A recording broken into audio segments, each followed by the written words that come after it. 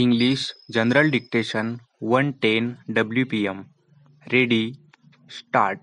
In Mumbai, you have certain specific problems. I refer to one problem which is mentioned to me by every single foreign tourist who come to Mumbai. This is the entrance to policy. Now, this is something which I have mentioned to the Chief Minister on every drive into the city and at practically every public forum which I have spoken, and I think this is a matter which the citizens of Mumbai should take up on a large scale, whether it is the women's organizations, whether it is the business community or anybody else.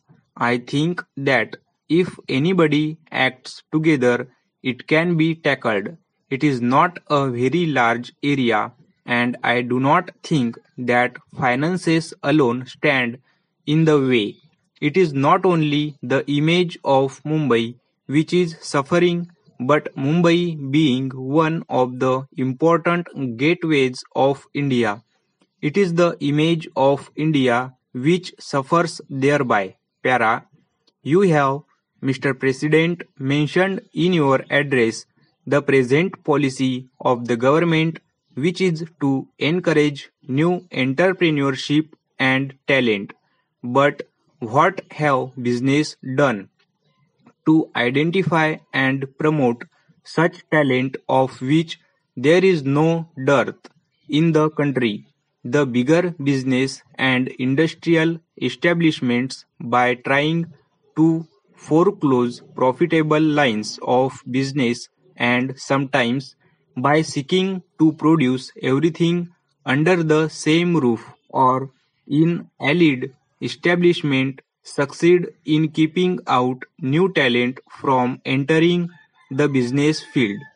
Associations such as yours and the chambers of commerce should draw up concrete scheme to foster new entrepreneurship and talent.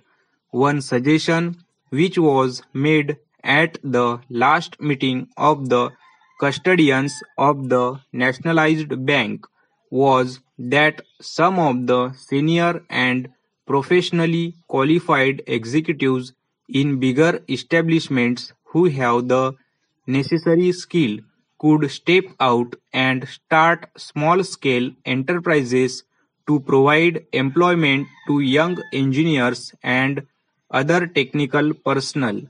They will of course get all help from the financial institutions in the public sector.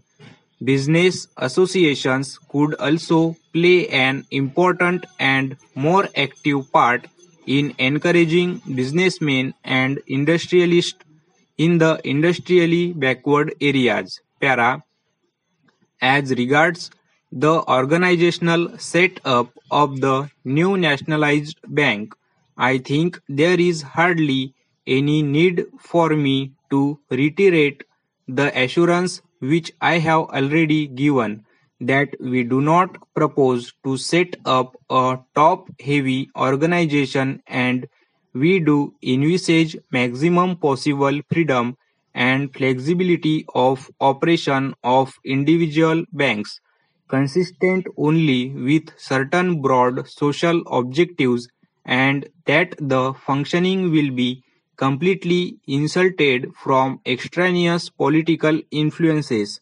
But we do not envisage that the banks should function as an active instrument for the furtherance of the economic and social objectives. Stop.